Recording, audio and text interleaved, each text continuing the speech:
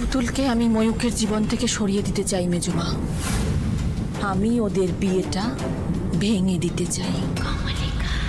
তারপর আমি ময়ূককে বিয়ে করব। হ্যাঁ, আমিও চাই পুতুল এই বাড়ি থেকে দূর হয়ে যাক। তুমি চাইলে আমরা ডিল করতে পারি।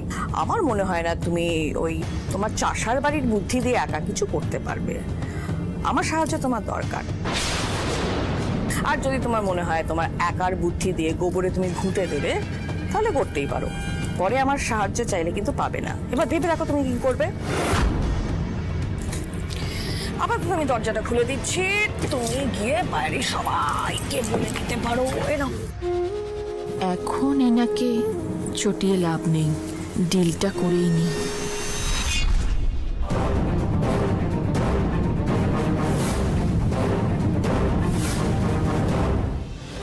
মেজমা, আমার আপনার সাহায্য লাগবে। তুমি এখন আমার সব থেকে বড় বুদ্ধি।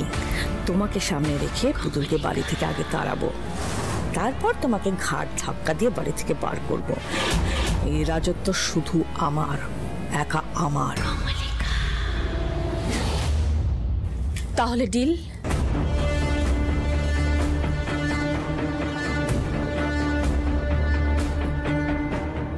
হাত পাতো, হাতটা একটু স্যানিটাইজ করে নি। নোংরা খেলা খেলতে নেমেছো, হাতে নোংরা থাকলে চলবে না। তাছাড়া বাড়ি থেকে এসেছো, কত জার্মস থাকতে পারে, তাই না? ডিল?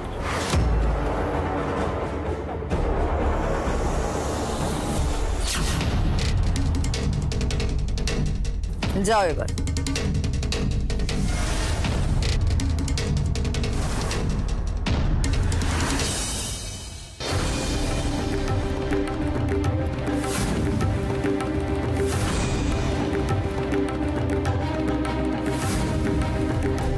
এই মেয়েটা কি কিছু শুনে ফেললো নাকি?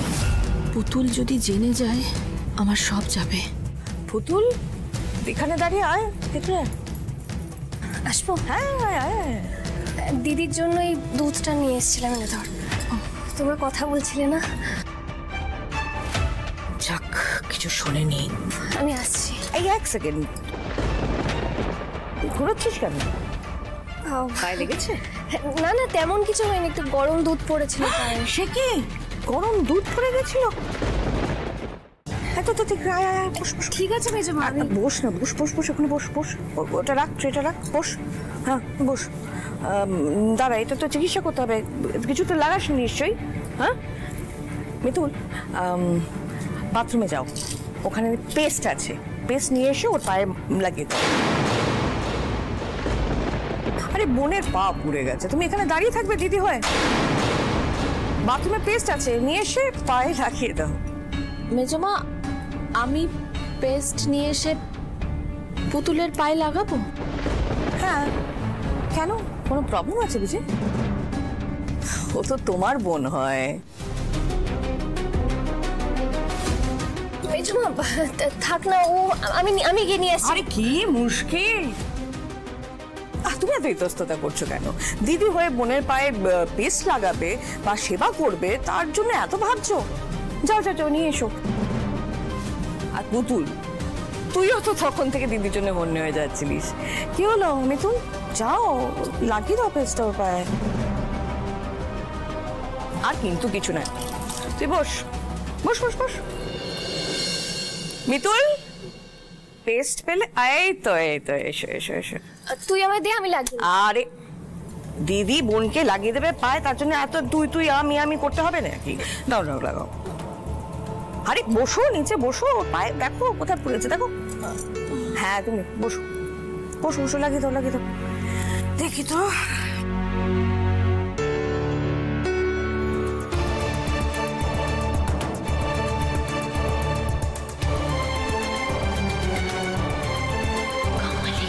ছোট বোনের পায়ে হাত দিয়ে সেবা করতে কেমন লাগে দেখ। ব্যাস, চমৎকার। এবার একটু আরাম বোধ করছো? হ্যাঁ ঠিক আছে।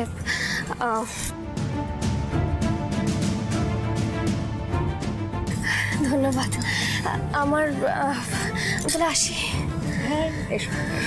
তুই রাতে রুটি খাবি তো? মেজমা তোমার স্যুপ কিন্তু রেডি আছে, বলো। Really how sweet, thank you thank you. ঠিক আছে।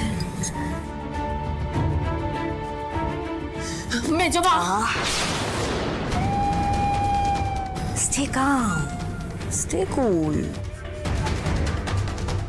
শত্রুর সাথে একটু বন্ধুত্ব করতে হয়, বুঝলে? আগে শত্রুর বিশ্বাস অর্জন করতে হয়, তখনই তো বুঝবে শত্রুর পিঠে কি করে ছোড়াটা মারতে পারবে, বুঝেছো? নাও এবার যাও, বিশ্রাম করো। তোমার গোবরের মাথা তো একটু ঠান্ডা করতে হবে কাজে লাগানোর জন্য, তাই না? তার জন্য একটু রেস্ট দেওয়ার প্রয়োজন মাথাকে। যাও, এসো এসো এসো।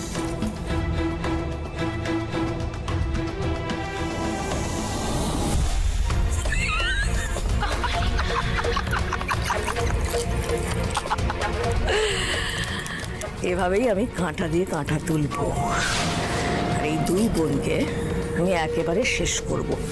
আমার সব পথের কাঁটাগুলোকে এভাবেই আমি সরাবো। আর মৈনাককে ব্যবসার কাজে ঢোকাতেই হবে, যাতে ব্যবসাটা আমার হাতে থাকে।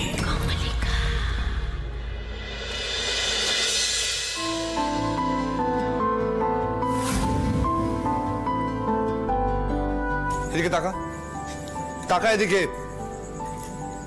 তোর দিদি এ বাড়িতে থাকবে তুই ঠিক করে নিয়েছিস, তাই তো? দেখো ময়ূরদা, দেখ, দেখা দেখির কিছু নেই পুতুল। সবাই তোকে বারণ করলো, তুই শুনলি না, তুই জেদ নিয়ে আছিস। ঠিক আছে, তুই তো জেদ আর দিদিকে নিয়ে থাক, আমি বাড়ি থেকে চললাম। ময়ূরদা না, কোথাও যাবে না, কোথাও যাবে না। কোথায় যাচ্ছ তুমি? শোনো না আমার কথাটা। তুমি তো নিজেই বললে ময়ূরদা যে তুমি দিদিকে 48 ঘন্টা সময় দেবে। তাহলে এরকম একটা সিদ্ধান্ত এত তাড়াহুড়ো করে কেন নিচ্ছ? ময়ূরদা, আমার কথাটা একটু শোনো। তুমি দিদিকে ভুল বুঝছো। দিদি সত্যি অনুতপ্ত। তোর দিদি অনুতপ্ত না অনুতপ্ত সেটা আমি জানতে চাই না। কেন বুঝতে পারছিস না? ময়ূরদা, তুমি একটু শান্ত হও। আমার একটা কথা তুমি শোনো। আমি জানি তোমার পক্ষে দিদিকে তো সহজে ক্ষমা করা কঠিন, কিন্তু তার জন্য তো একটু সময় দিতে হবে। পুতুল, পুতুল,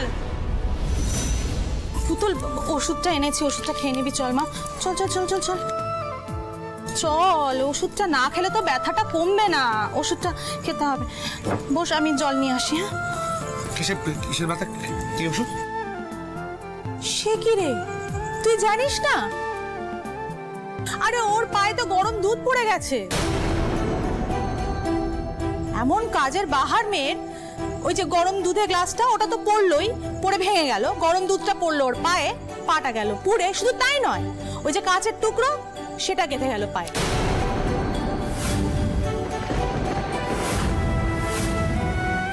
আঘাতের পর আঘাত পেয়ে যাচ্ছে মেয়েটা। কি যে বলবো। ছোট মা, তুমি কি করো না? আমি তো ঠিকই আছি, বলো। পুতুল, আমাকে বলিসনি কেন? কি রে, বলিসনি কেন? আমার জন্য কাকুমনি গ্লাসটা ওর হাত থেকে পড়ে যায়নি, আমি রেগে ছুঁড়ে মেরেছিলাম। তুই আমার দোষে এত কষ্ট পেলি, আমাকে বললি না কেন? কি রে বল। পুতুল বস। আমি ঠিক কেন বস, বস। আমি দেখি পাটা দেখা, দেখি পা কি দেখ, আর পাটা দেখা দেখি। না না না না, পায়ে হাত দেবে না।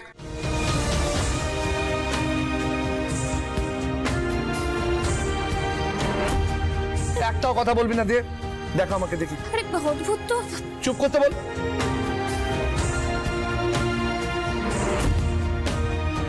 দে।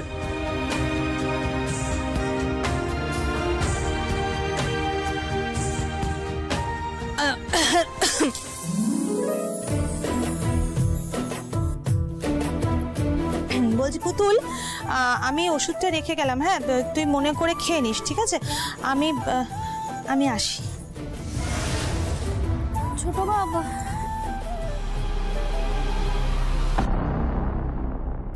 দে পাটা দেখা দেখি, দে পাটা দে। দিতে বলছি তো, দে দেখি, জিদ করবি না, দে।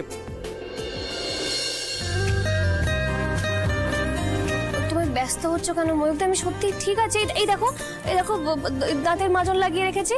মাজন লাগিয়ে রাখলে ফসকে পড়ে না পোড়া জায়গায়। আর ছোট মা তো ওষুধ দিয়ে গেল, আমি ওষুধটা খেয়ে নেবো, ব্যথা একদম মরে যাবে। দাঁড়া, আমি ওষুধ নিয়ে আসছি।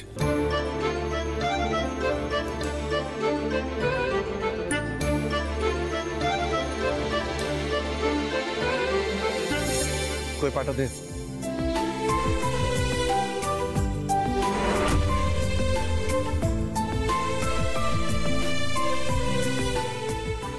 সরি।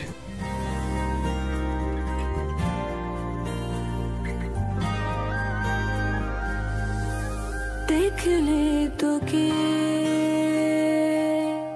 बदलाए दिन बदलाए रात बदलाए घुम संगे समय सन्धे होले बंध घरे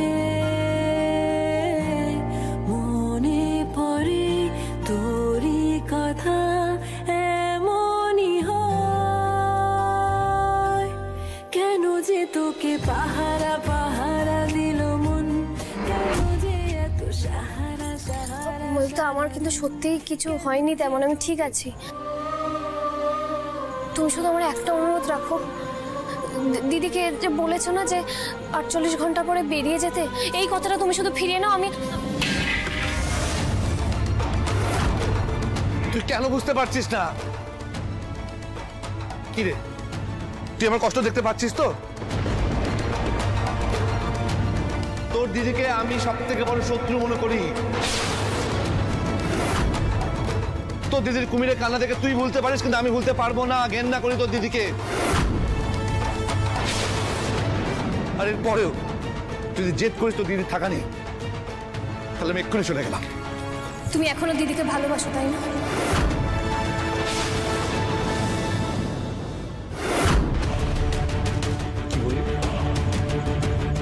কি বললি আবার বল? তুই ভাবলে কি করে? ভাবলাম কারণ মানুষ যাকে সব থেকে বেশি ভালোবাসে, বিশ্বাস ভাঙলে যে তাকেই সব থেকে বেশি ঘেন্না করে।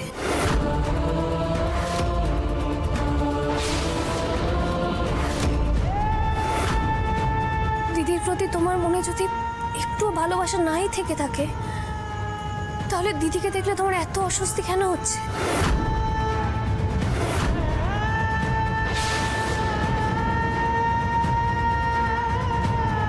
তোমার এত অস্থির লাগছে যে তুমি দিদির জন্য বাড়ি ছেড়ে চলে যাচ্ছ। তুমি বললে না দিদি তোমার সব থেকে বড় শত্রু। শত্রুকে দেখলে রাগ হতেই পারে, কিন্তু যেটা তোমার হচ্ছে সেটা তখনই হয় যখন সেই শত্রুর জন্য মনে বিন্দুমাত্র হলেও অনুভূতি থাকে।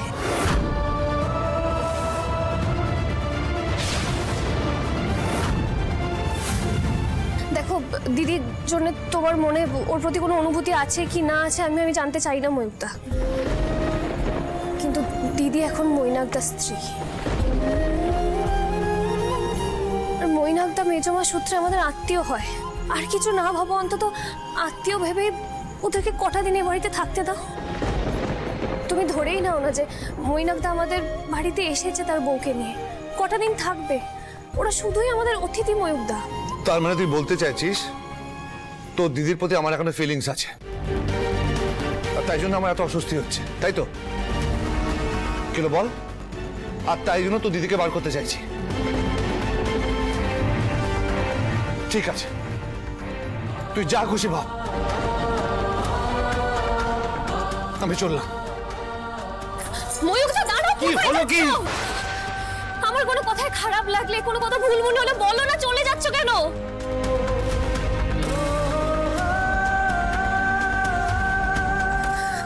ময়ূকদা, তুই কথাটা আমাকে কেন বললি? তোকে স্ত্রী বলে মানি না, তাই জন্য তো? দেখ পুতুল, আমি তোকে স্ত্রী বলে মানি বা না মানি, কিন্তু এই বাড়িতে মিতুলের থাকাটা আমি মানতে পারবো না। আর একটা কথা কান খুলে শুনে রাখ, আমার জীবনে তোর দিদির কোনো অস্তিত্ব নেই।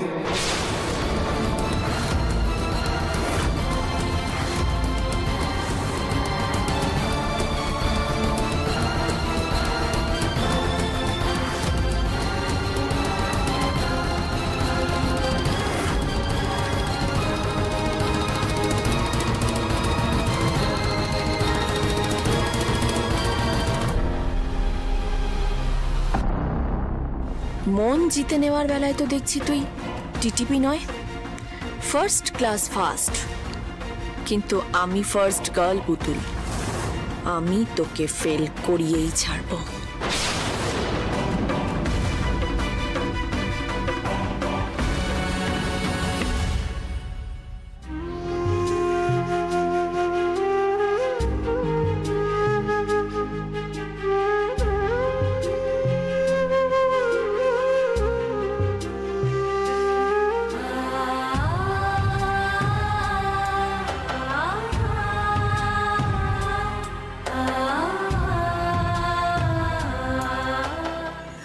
মঙ্গল চণ্ডী, এবার কি করব আমি? কোন পরীক্ষায় ফেললে তুমি আমাকে মা? কোন পরীক্ষায় ফেললে?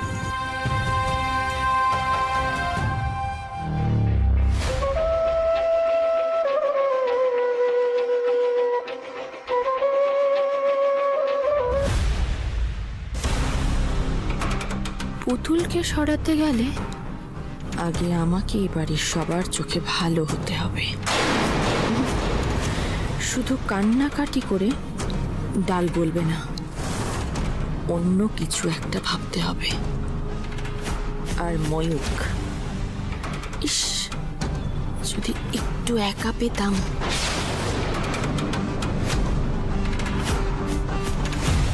কি ম্যাডাম, কি এত ভাবছেন? তোমার এই বোন ওই দই কিন্তু মেরে দিয়েছে। এই বাড়ি আর ময়ূক দুজনকেই ট্যাঁকে গুজে নিয়েছে ভালো করে। তুমি কি স্যাম্পেল বলো তো? হ্যাঁ, একদিকে আমাকে আবার অন্যদিকে ময়ূককে নাচাচ্ছিলে। মানে আমার ঘাড়ে চেপে যখন দেখলে যে তোমার খুব একটা লাভ হচ্ছে না, লোকসানই হচ্ছে, তখন আবার তুমি ভেবেছিলে যে ময়ূকের ঘাড়ে চাপবে, তাই তো? আচ্ছা আচ্ছা, একটা কথা বলো তো, মানে আমাকে যেরকম ব্ল্যাকমেল করেছিল, তুমি কি ভেবেছিলে ময়ূককেও ব্ল্যাকমেল করে এই বাড়িতে এসে জাঁকিয়ে বসবে? না,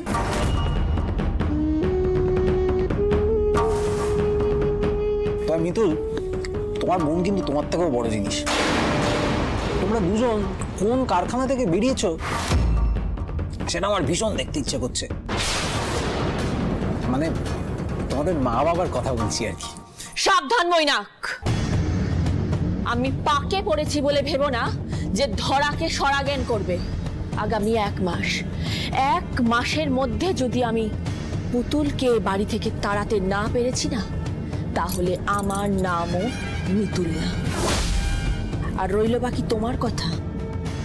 তোমাকে কি করে প্রত্যেকটা প্রশ্নের উত্তর দিতে হয় সেটা আমি খুব ভালো করে দেব, আর কিভাবে দেব সেটাও তুমি দেখতে পারবে। শোনো, তুমি তোমার বোনের সঙ্গে কি করবে না করবে তা নিয়ে আমার কিচ্ছু যায় আসে না। আমি এই বাড়িতে ঢুকে গেছি, এই তো ভালো মন্দ খাচ্ছি, এরপর একটু ভালো করে থাকবো, তারপর এই ব্যবসায় যদি ঢুকে যেতে পারি তাহলে 2 পয়সা কামিয়েও নেবো। আমি এতেই খুশি, আমার আর কিচ্ছু চাই না বাবা। তবে মিতুল, তোমার একটা কথা বলছি, তুমি কিন্তু সেম সাইড গোল করো না, হ্যাঁ? বুঝলে মৌলবনির মিতুল শোনা? কারণ আমি যদি তোমার দিকে থাকি তাতে বরং তোমার সুবিধেই হবে। মিতুল, এসো না, একটু চিয়ার্স করি, এসো। ও ঠিক আছে, আমি খাই।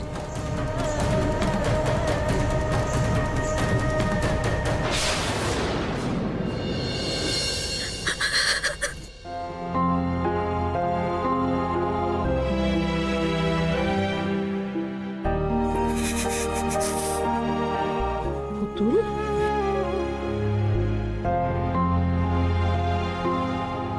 এবার মাটিতে বসে আছিস কেন? আরে শুনলাম তোর নাকি পা পুড়ে গেছে, তোকে আর নিচে যেতে হবে না। আমি তোর আর দাদু ভাইয়ের খাবারটা ওপরে পাঠিয়ে দিচ্ছি। মাথা নামে। কি হয়েছে?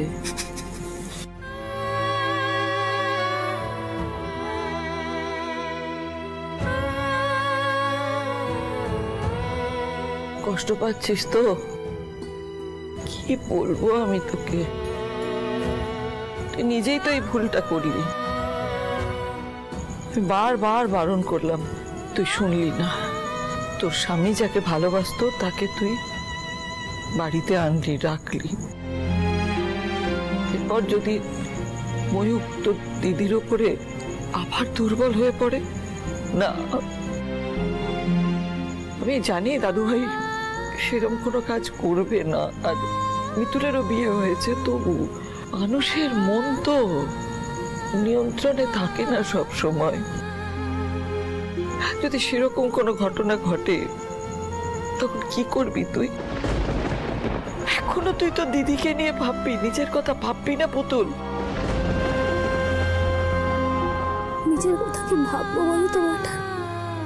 আমার স্বামী তো আমাকে স্ত্রী হিসেবে মানেই না। এ আবার কি কথা? ওঠ ওঠ, এখান থেকে ওঠ, আমি বলছি ওঠ ওঠ, মাটিতে বসবি না এভাবে। ওঠ, বস এখানে, বস। আচ্ছা, আমি তো তোকে বলেছি সময় লাগবে, আজ মানছে না কাল মানবে। একসঙ্গে থাকতে থাকতে না একটা মায়া পড়ে যায়। আমি তো দেখছি ধীরে ধীরে দাদু ভাইয়ের মনটা নরম হচ্ছে।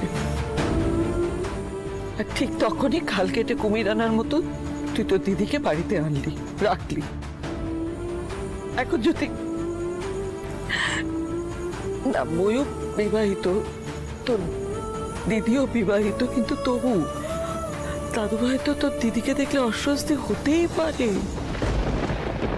আমি অবাক হয়ে যাচ্ছি পুতুল, তোর কোনো অস্বস্তি হচ্ছে না?